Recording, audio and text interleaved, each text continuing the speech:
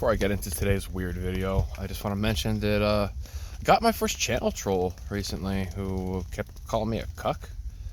And I thought, wow, that's literally, there's a lot of things you could call me, but that's like the least accurate thing you could ever say to a person like me. Like, wow, dude, I'm sorry, but I don't do that crap no more.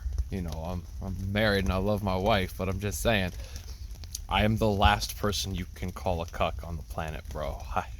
I was a wife stealer. Like, are you for real?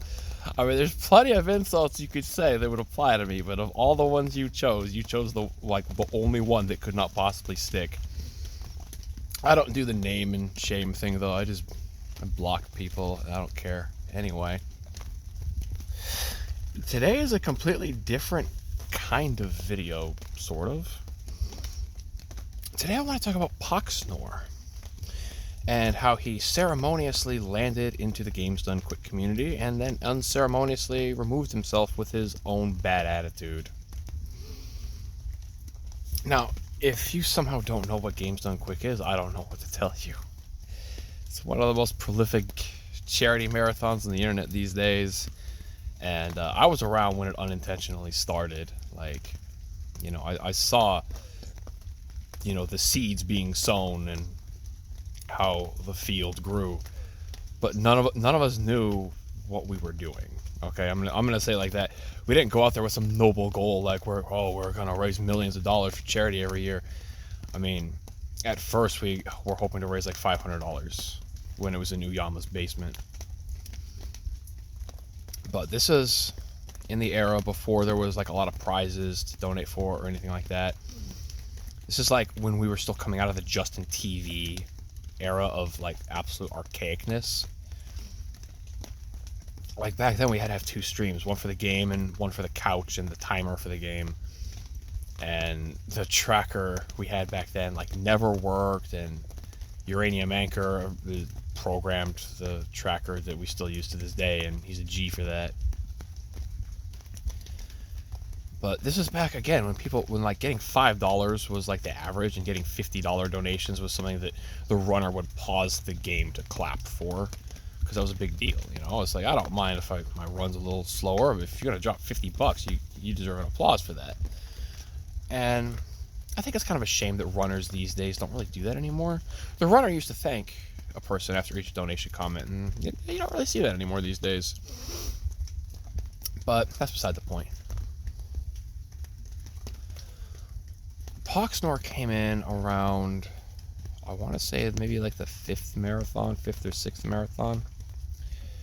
And he dropped $7,000 to name Setzer in Final Fantasy VI after himself. Now, at the time, there wasn't a differentiation between runs in Final Fantasy VI. There was no slots run. There was just beat the game as fast as possible. Categories was really mostly a thing. Most of the categories today, that's kind of a product of SRL, of Speedruns Live. The only categories that SDA really had back then typically was like single segment or segmented, which if you've never spent the 13 hours to watch the segmented speedrun of Skies of Arcadia, you're missing out, because that one's really good. Yes, I've watched it. It took me a week. Watched bits and pieces, but I watched the whole thing. Hang on. Okay, you have no idea how long I was gone. That's funny. So, we all kind of embraced this guy with open arms at first, but something about it just rubbed me the wrong way. Who dropped $7,000 on something like this? And I also didn't like the way Poxnor was talking to Essentia, the runner of Final Fantasy VI. Anytime that she was in the chat room in subsequent marathons, it's like there's all these people trying to ask Poxnor questions or talk to him or anything like that, and he was ignoring everybody to only respond to Essentia. And that's concerning behavior for someone who's married, frankly. It wasn't just that this guy was obsessed with her ability to play Final Fantasy VI. He was obsessed with her. made worse by the fact that she was also married. They were both married, and she was just a saint about things all the time. She was just always polite and kind and sweet. But I could tell that where this guy was going, I could see he had set up a long plan already. And my suspicions were heavily confirmed when he tried to make his own charity marathon.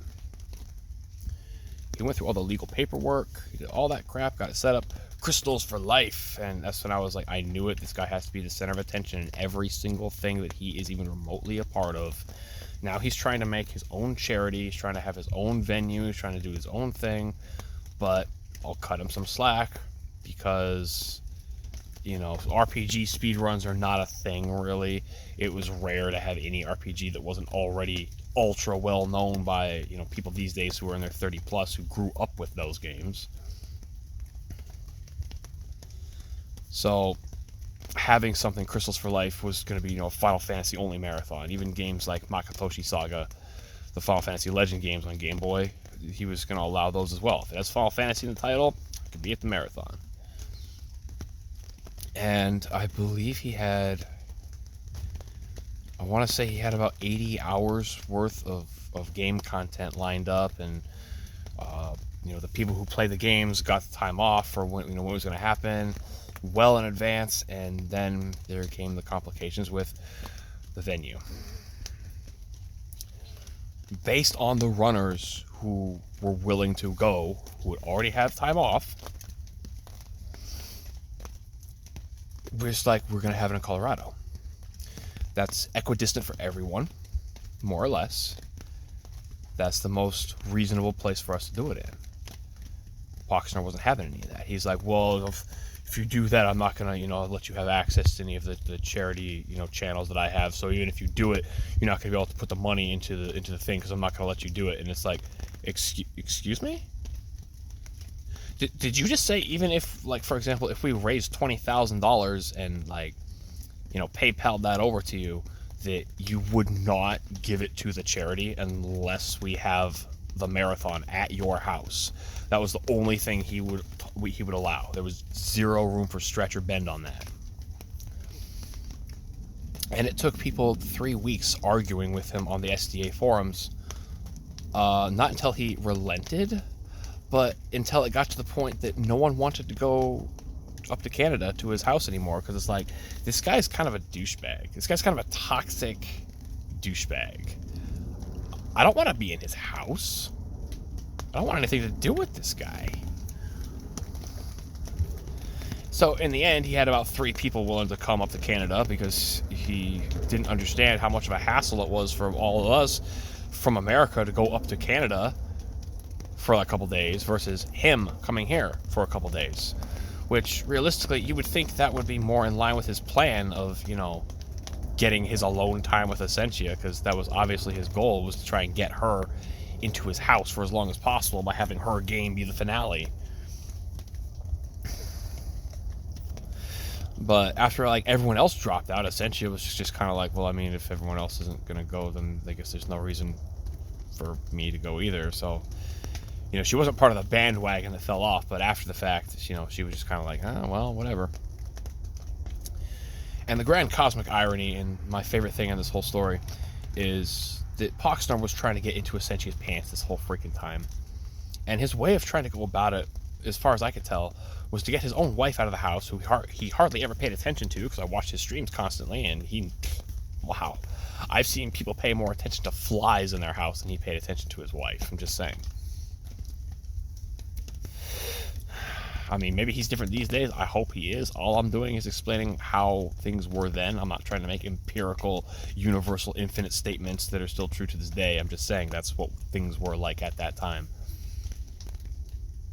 And, you know, like, again, I watched his stream constantly because I wanted to keep an eye on him. I actually watched him get a world record in Final Fantasy Legend 2 on Game Boy. I watched him coding this thing for Final Fantasy 8 that was this thing that...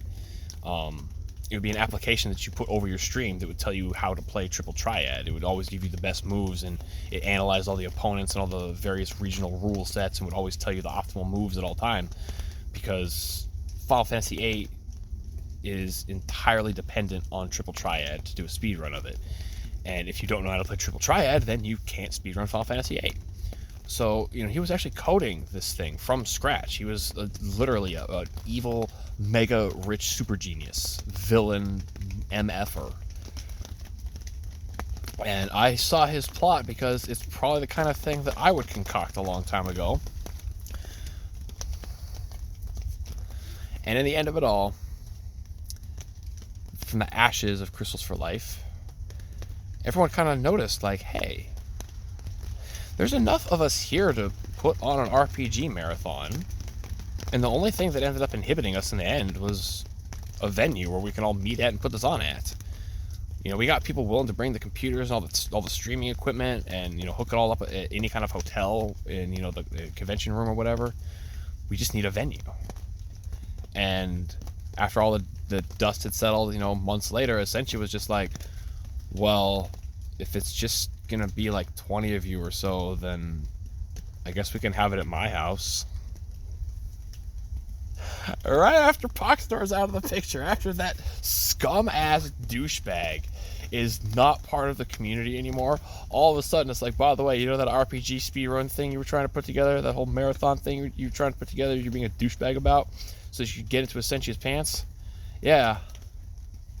Well, look what happened in the end of it all. Other people took the thing that you threw down, and now I think it happened at Essentia's house for like the first couple of years. But now RPG Limit Break is this whole thing that does these awesome, races with Dragon Quest randomizers and Lufia 2 Ancient Cave randomizers, which I love because those are fantastic. And like RPG Limit Break is its own freaking flagship now. It has stood up to the test of time, and it has shown a continuous interest, and the people running RPG Limit Break really know how to come up with cool, interesting ideas to get people engaged in the community, to put on these events and put them up on their channel. I think it's freaking great. It's one of my favorite things. And for a while, it was kind of around that time, and it really had nothing to do with Poxnor, but we had a lot of runners coming from Japan, from frickin' Germany, from Finland, from Iceland, just all over the place.